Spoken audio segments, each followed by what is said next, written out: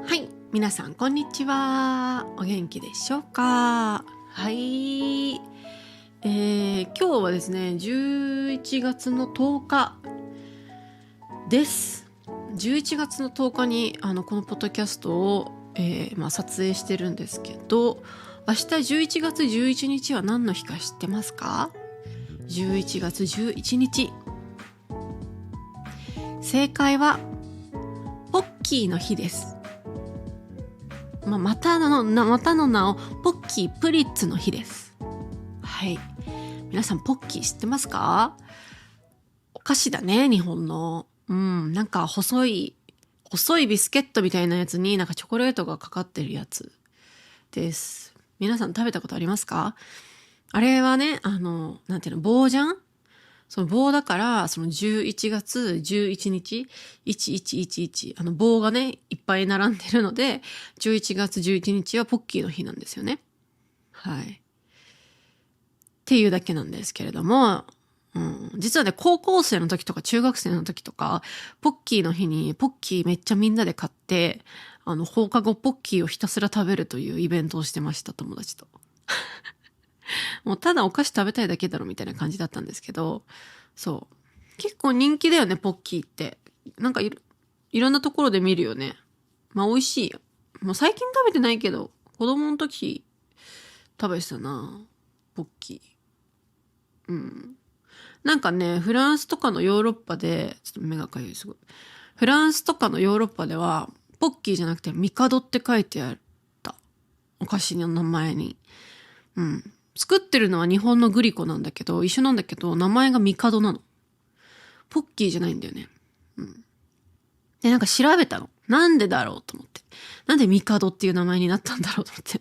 なんか、ミカドっていうと日本語で、なんか、帝王みたいな、なんか、エンペラーみたいな意味なのね。ミカドって。だからお菓子にミカドって書いてあるとすごい強いのね。なんか、うわーみたいな。うわーってなるの。で、なんでかなと思って調べたら、なんか二つ説があって、なんかまずそもそもそのポッキーという名前が、なんかね、他の商品と被るとか、なんかとにかく使えなかったらしいのね、ヨーロッパで。で、その、ポッキーって棒じゃん。棒じゃねえや、棒じゃん。棒じゃんのじゃと棒が合わさって上じゃんになっちゃった。すいません。棒じゃん。棒。で、その棒を使って遊びがヨーロッパにはあるらしくて、それの遊びの名前がミカドっていうんだって。はい。のと、その日本語の、日本語今日ダメだね。日本語ってなんだろう。日本語。ね。日本語の、その、エンペラーみたいな意味のミカドをなんかかけて、そのポッキーの名前がミカドになったらしいです。はい。味は一緒です。日本のポッキーと。はい。なんかね、日本にはね、ポッキーみたいなお菓子が結構ありまして、はい。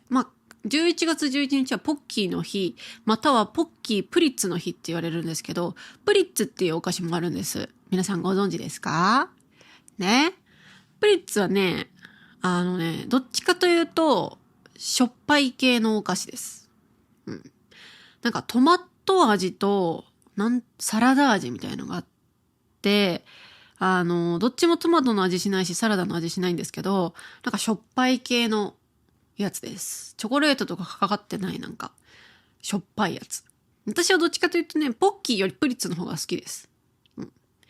なんかこう、年を取ったらこう、なんかしょっぱい系のお菓子の方が好きになったから、プリッツはたまーに食べます。はい。たまーにスーパーとかコンビニで売ってるので皆さん買ってみてくださいね。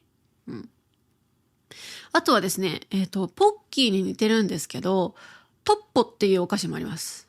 トッポ。トッポはですね、ポッキーより若干太いんですよ。で、中がなんか筒状になってるんです。間が、穴が開いてるんですね。筒状になっていて、その筒の中にチョコが入ってるっていう、なんか、ポッキーだと、そのビスケットが、チョコレートでコーティングされてるんですけど、トッポは逆で、チョコが中に入ってるっていうね、スティック状のお菓子なんですね。はい。トッポもうまいです。トッポ。はい。おすすめです。はい。っていう、だから明日は11月11日なので皆さんポッキーを食べましょうっていう話なんですけれども、もうこのビデオをアップされてる時は11月11日を超えてるので意味がないですねっていう話ですね。うん。はい。まあどうでもいい話は置いといて、はい。そう、今日はどんな話をしたいかというと、前に、アンケートをさせていただきました。答えてくれた方ありがとうございました。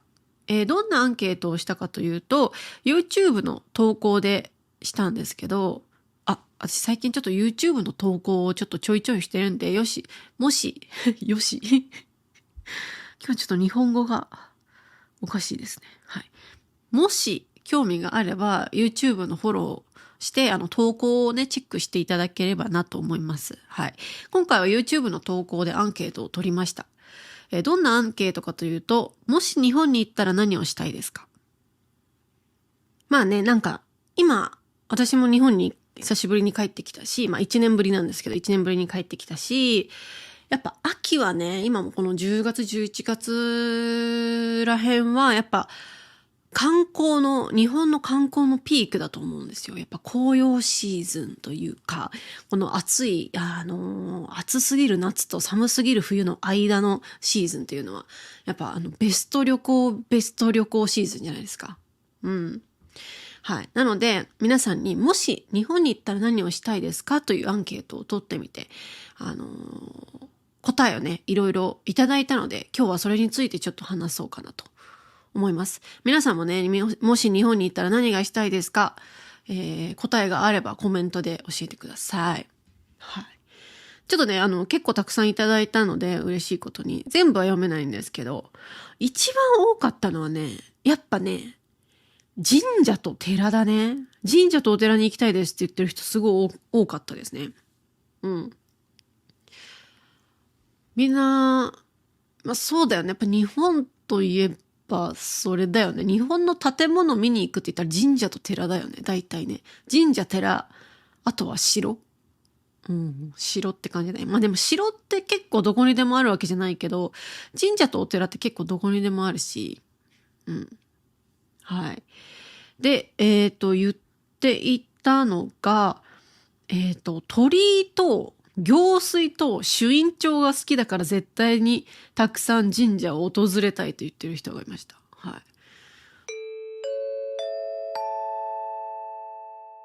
大変申し訳ございません。手に水と書いて、なぜか私は行水と言ってるんですけれども、正しくは手水でございます。手水でございます。または手水と言います。はい。行水は、なんかお坊さんとかが修行するときに水を浴びるやつです。はい。大変失礼いたしました。鳥居はね、赤いなんか、門ですよね。はい。鳥居。はい。あれはすごい結構神聖なものなので、鳥居の前でなんか悪いことしたりとか、なんか、ね、やるのは良くないらしいですよね。はい。なんかもうこっからは、なんだろう、神様の世界みたいな感じだね。鳥居ですね。うん。私も好きです。なんか鳥居見ると結構、なんていうの、なんかこう、不思議な気持ちになるというか、ファーってなるね。大きい鳥居とか真っ赤な鳥居ね。はい。でも鳥居がさ、いっぱいあるやつあるじゃん。ね。いっぱいあるやつ。あれはちょっと怖いですね。なんでこんなにいっぱいあるんだろうっていう。ね。なんか、観光地、例えばなんだっけ、貴船神社だっけ、違うな。伏見稲荷か。京都の伏見稲荷とかにさ、鳥居がめっちゃいっぱいあってさ、めっちゃすごい観光スポットがあるじゃん。ね。皆さんも行ったことある人いっぱいいると思うんですけど、私もね、一回だけ行ったことがあって、確か、あれだよね。なんて言ったんだっけ。なんとか神社。貴船じゃなくて、伏見か。伏見稲荷神社。うん。なんかあそこまで人がいて、鳥居がいっぱいこうあるんだったら、なんか、いいんですけど、なんか、たまにすごい田舎で、誰もいないのに、鳥居がいっぱいある神社とかあんのよ。パパパパパみたいな。それはちょっと怖いというか、ちょっと怖いですね。なんか最近、ホラーゲームとかでも結構そういう鳥居がいっぱい出てくるみたいな演出が結構あるのよね。最近のサイレントヒル F にもね、あれもまさにそんな感じだよね。そう。だからやっぱ神社ってやっぱ不思議なものがありますよね。はい。で、ちなみに言っときますけど、神社でもし人がいない神社とか、廃神社って言うんだけど、もう誰も手入れがされていない神社とか、もうなんて言うんだろう。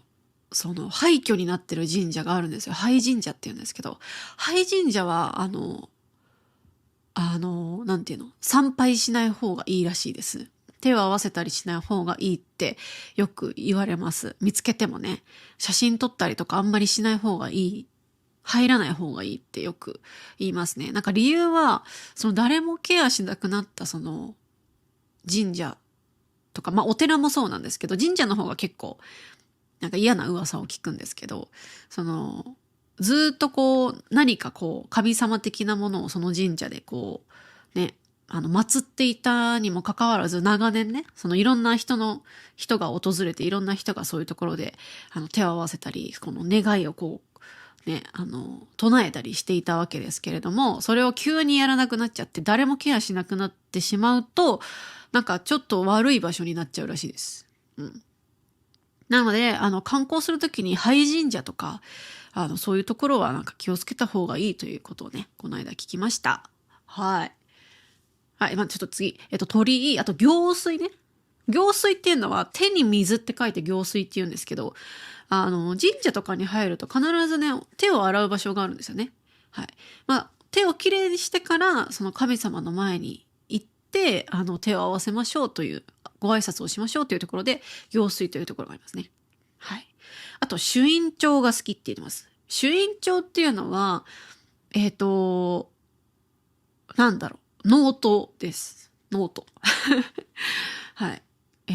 どんなノートかというと、なんかいろんな神社に行った時に、私はこの神社に行きましたよっていう、なんか、スタンプラリーじゃないですけど、そういうことができるんですよ。で、神社に行って、神主さん、そこの、で働いてる方、神主さんに、すいません、朱印帳があるんですけど、書いてもらえませんかって言うと、何月何日、なんとか神社みたいなので、サインをしてくれます。はい。この朱印帳ね、またの名を御朱印帳って言ったりするんですけど、語が、ちょっと丁寧語の語がついて御朱印帳って言ったりするんですけど、御朱印帳をね、私持ってないんです。はい。多分ね、皆さんの中で持ってる人いると思うんですよね。日本旅行した人とか。私もね、ちょっと、次、神社に行くときにこの御朱印帳を持って、記録みたいなもんですよね。どこの神社に行ったみたいな。で、このね、記録の書いてくれるやつがめちゃめちゃかっこいいのね。なんか習字で、習字でペペペペペって書いてくれてて、はい。それ欲しいよね、みたいな。で、御朱印帳って結構普通になんか Amazon とかで普通にいろんなデザインのが売ってるらしいんで、はい。好きなもの皆さん買って、神社に行って、すいません、御朱印帳を集めてるんですけど、書いていただけますかって言うと、はい。書いてくれる。多分めっちゃ忙しいところはちょっとあれかもしんないけど、はい。なんか普通に多分なんかジブリ柄の御朱印帳とかもあるらしい。かわいい。ジブリ柄の御朱印帳とかある。かわいいな。トトロとか。いいっすね。はい。こういうのもね、やっぱ旅の楽しみだね。はい。神社とかね。あとはね、ベトナムの方ですね。仏教に興味があると。はい。さっきは神社だったんですけど、今回は仏教の方ですね。で、ベトナムで何回もビパッサナー瞑想合宿に参加しました。もし日本に行ったら日本でのビパッサナー瞑想センターで瞑想を体験してみたいです。そして座禅も体験してみたいです。はい。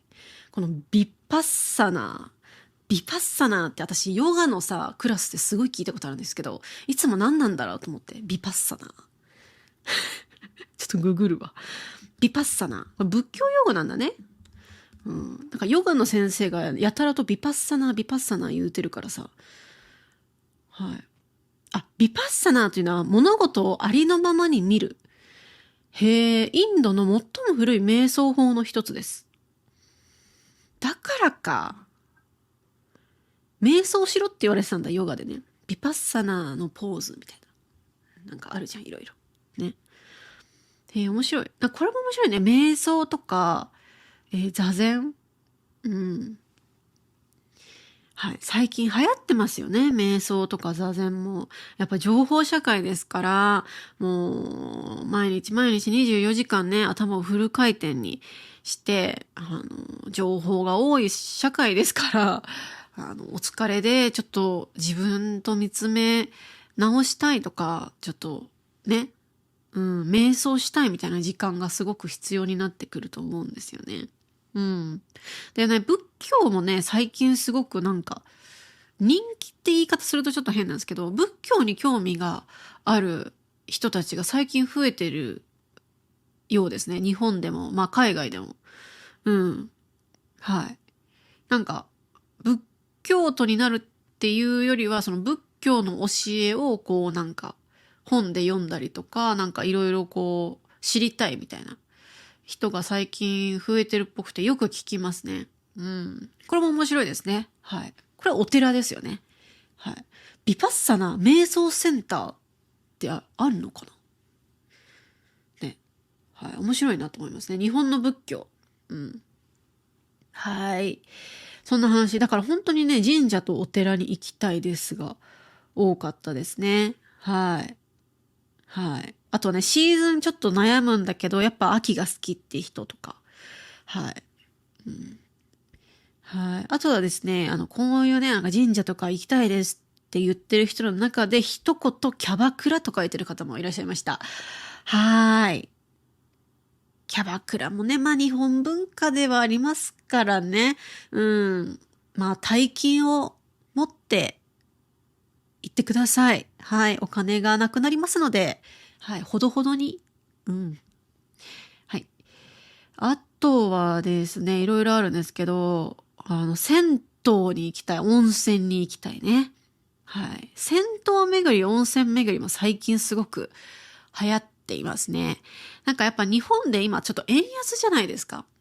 で、海外に行きたいんだけど、海外に行くとすごく値段が高くなっちゃうのね。円安だから。っていうのがあって、最近日本人の中ではちょっと日本の国内旅行ブームみたいなのもありまして、で、そこでやっぱり注目されるのは、なんか温泉巡りとか、ね、銭湯巡りがね、すごいね、人気があります。特に最近そのサウナブームが日本でね、ありまして、最近ちょっと落ち着いてるみたいなんですけど、そのサウナとかスパブームがものすごい、コロナの時ね、ものすごかったんで、未だにその銭湯とかね、温泉は、そのなんかサウナブームになんか連なって、なんかこう一緒に人気っぽいですね。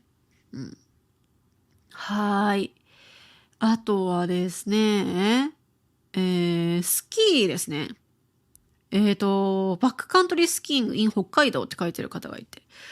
北海道バックカントリーね。はい。なんかバックカントリーってさ、あれでしょなんか、普通のスキー場じゃないようなところ、なんか山みたいなところを滑るんだよね。カントリー。そうね。だよね。はいはいはいはい。そう。スキー場など管理されたエリア外でスキー、スノーボードをすること。結構スリリングなね。自然の山を滑るみたいなやつですね。はい。確かにバックカントリーをしたいっていう方多いですね。海外の特に観光客の方は多いようです、最近。北海道とか。よく聞きます。はい。いいね。私もね、スキーが好きなんで、ダジャレじゃないですよ。はい。スキーが好きなんでっていうのは別にダジャレじゃないんですけれども、はい、スキーが好きなんで、好きなんですけど、うん。ただね、バックカントリーのね、事故が最近相次いでるんで、みんな気をつけてね。うん。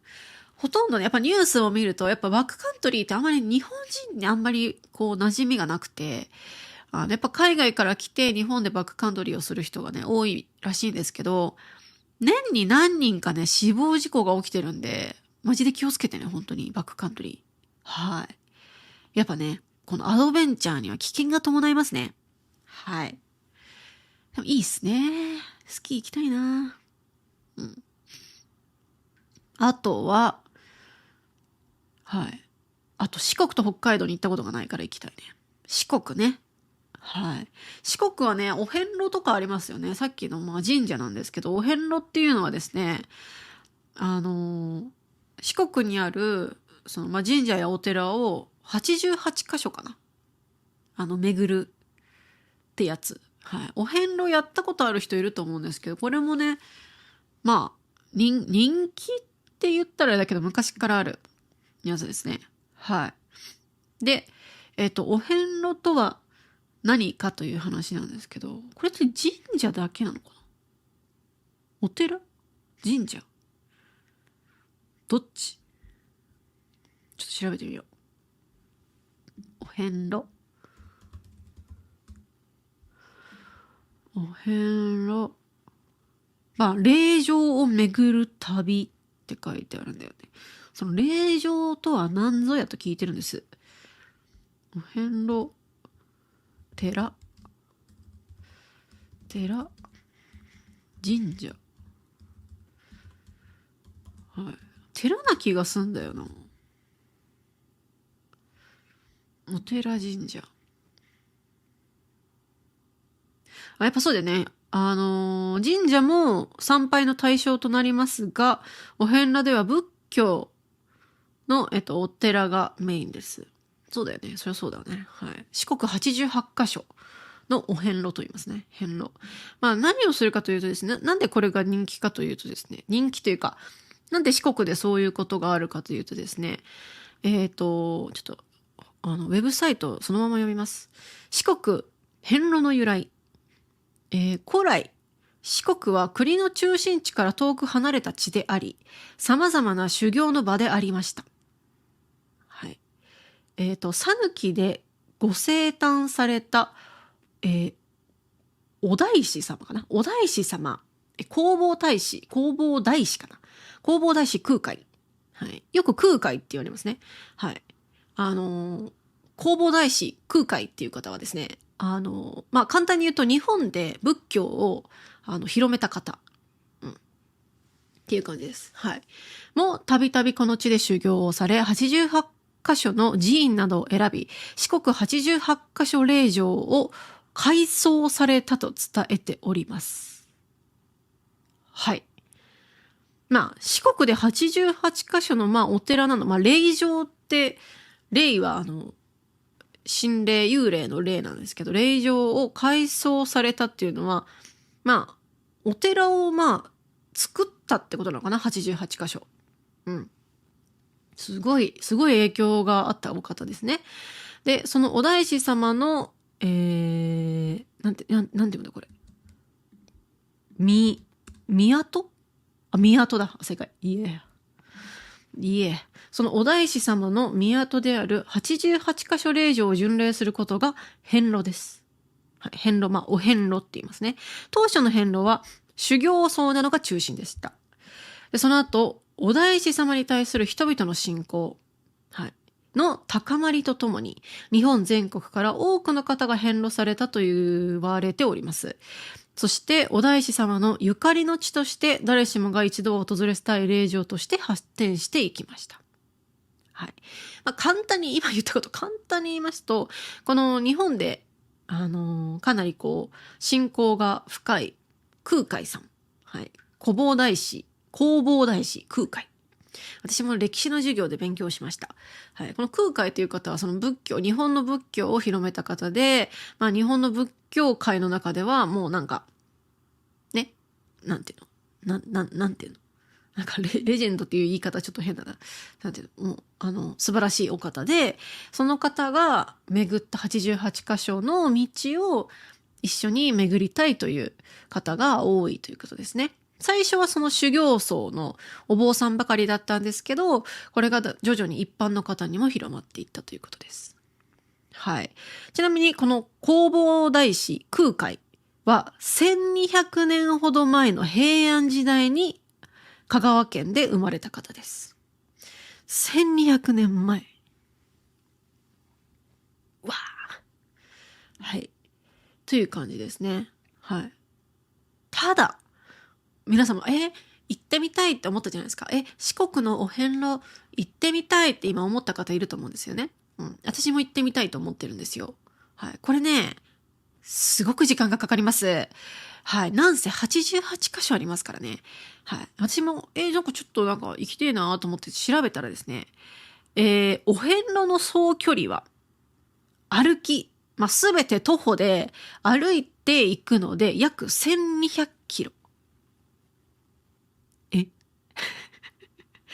車の運転、車の道路で行くと約1400キロです。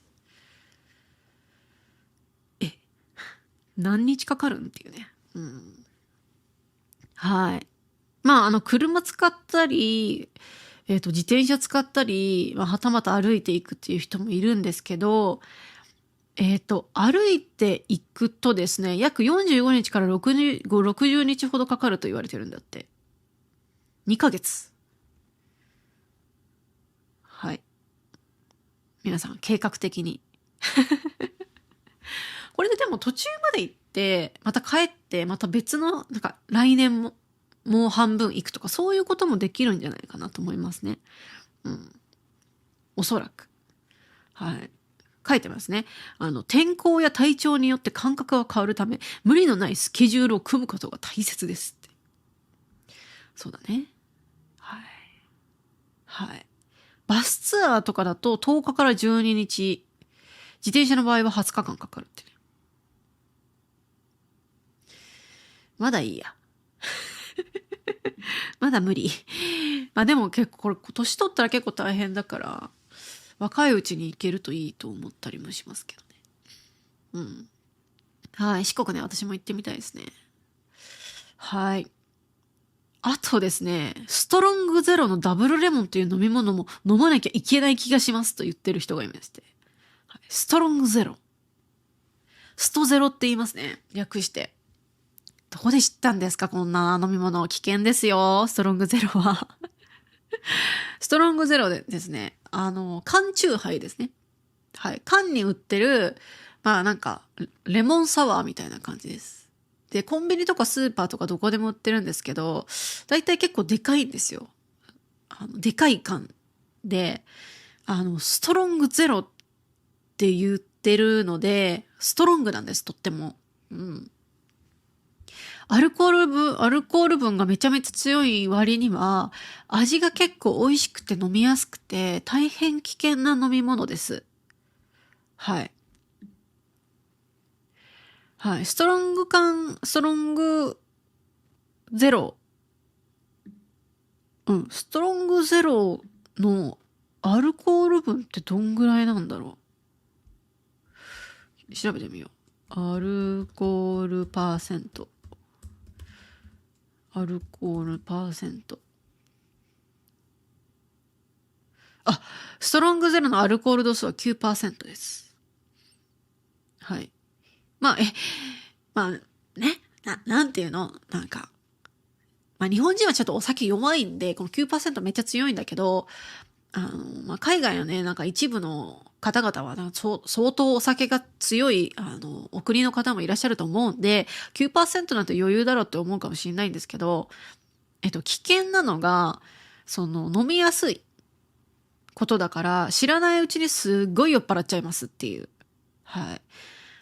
で、ストロングゼロ、マジでこの人どこで知ったんだろうって感じなんですけど、ストロングゼロの、一般的なイメージというと、なんか精神的に疲れていたりとか、肉体的にだいぶ疲れてる人が、なんかもう何も考えたくないや。ストロングゼロみたいなイメージです。はい。なんかやばい酒っていうイメージがすごい強いので、はい。お気をつけくださいねという。はい。私は飲んだことありません。もうストロングゼロなんて飲んだら私は救急車で運ばれますね。はい。といった感じで他にもいろいろあったんですけれども、はい。ユニバに行きたいとかね。はい。おにぎり食べたいとかね。はい。たこ焼き食べたいとかね。いろいろね、食べたいものもたくさんあるようで、いいなと思いますね。うん。はい。新幹線乗りたいとか。はい。確かに。好きな歌手の演奏を見に行きたいとかね。確かにね、なんか最近なんか日本のアーティストがすごい人気っぽいんで、いろんな。うん、アニメとかね、いろんなそういう影響もあると思うんで、日本アーティストのね、コンサートに行くっていうのもありですよね。うん。はい。いかがでしょうか。もっとね、皆さんが何をしたいかちょっと知りたいんで、ぜひコメントで教えてください。で、もしね、お遍路したことあるよって人いたら、ぜひコメントくださいね。どうだったか。はい。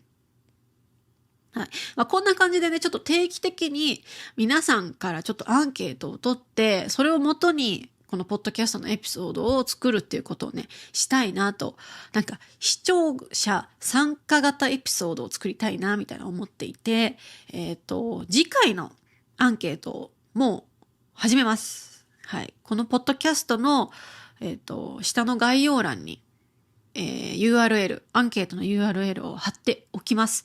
そして YouTube の投稿にも私は投稿しているので、ぜひ、皆さん答えてみてください。はい。次の、アンケートの質問はですね、皆さんの好きな食べ物、嫌いな食べ物は何ですか？はい。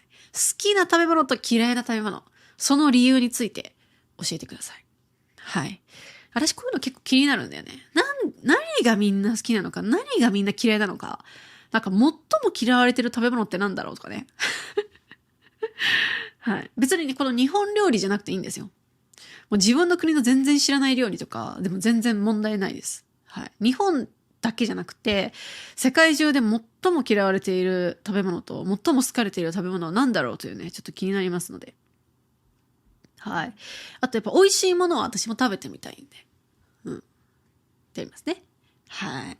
皆さんぜひアンケートのお答えお待ちしております。はい。じゃあ今日は以上。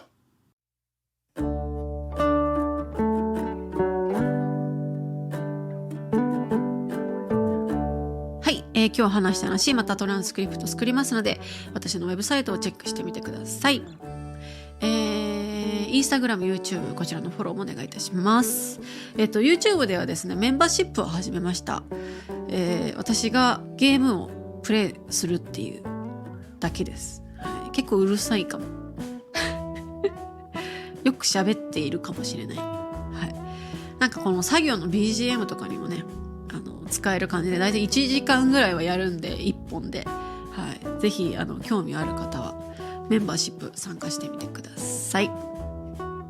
はい。あとですね、サニーサイドジャパニーズポッドキャストというものがあります、もう一つ。こちらのポッドキャストは他の先生との対話式のポッドキャストになってます。はい。一つのトピックについて、二人でどう思いますかみたいな話をしてるので、中上級者向けなんですけど、かなりリスニングの練習にはなると思うので、はい。ぜひお聞きください。そしてゆうゆうさんとやっている春とゆうゆうのゲームの日本語というポッドキャストと YouTube もございます。こちらではゲームをプレイしたりとかゲームについて話したりしております。はい。今現在ね、ちょっとゆうゆうさんがすごく忙しいっていうのと、私も日本に帰ってきてちょっと忙しいっていうのでちょっとストップしてるんですけど、はい。近日新しいエピソードを公開する予定なのでお楽しみに。はい。あと、ペイトリオンですね。ペイトリオンのメンバーもお待ちしております。ペイトリオンではですね、このエピソードの新しい言葉を勉強できたりとか、あとはおやすみポッドキャストという別のポッドキャストをフルで聞けたりとかします。はい。ぜひ興味ある方参加してみてください。そして私の、シャドーイングコースとプライベートレッスンの学生も募集してますので、詳しくはウェブサイトをご覧ください。はい。ということでですね、次回は何の話するかな。また考えます。はい。なんかね、話してほしいこととかあればぜひコメントでリクエストしてみてください。はい。ということで皆様、最近寒くなってきましたので風邪ひかないようにお気をつけください。はい。もうすぐでクリスマスがやってきますので体調にはお気をつけください。ということでまた次回。さよなら。